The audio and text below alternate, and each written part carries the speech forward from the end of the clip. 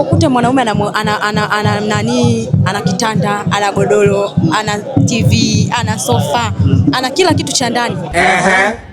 Hapo unaona. Hapo ndio. Afu vitu gani unasema hapana. Godoro lipo chini. Hamna shuka. Hamna. Ni vitu gani ukienda kwenye geto la mwanaume sawa, ukiviona tu hivi unajua huyu ni Mnyamwezi? Na vitu gani yani ukiingia tu unasema hapana? Vitu gani hivyo? Si basi tu geto linakuwa safi.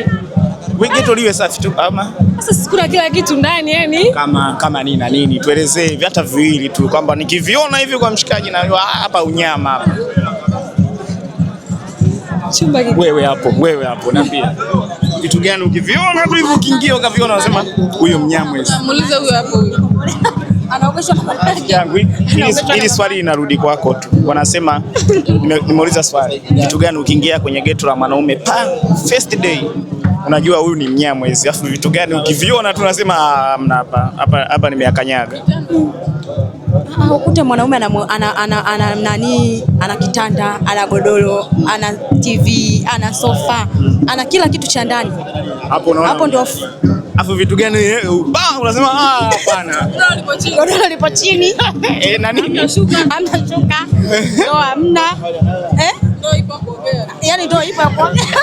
Hamna tajiko. Iko hamna. Wewe moja kwa moja unajua chakula ninakundulia kwenye nani? Chips. Kwenye foil. Unasema kabisa hapa nimeyakanyaga. Hapa nimeyakanyaga, hamna kitu hapa. Kweli? Hamna kitu kabisa. Na wewe pia unakubaliana naye? Nakubaliana. Kama umependa sasa nafanyaje? Navumilia. Tutapata. Unajua siku nakwambia kuna ile mwanaume kwenda tu nani naye tu na kuondoka, kuna ile mwanaume wako hivi. Ila siku na yule mwanaume mnakuja tu mnakutana mnamalizana mambo yenu nasepa. Kama mwanaume wako hivi, mwanaume wako kabisa hivi. Mnavumiliana, godoro la chini, mnapambana. Lakini kama hawa ambao unaona kabisa tunasogeza siku. Ni mara moja tu unasema sirudi tena.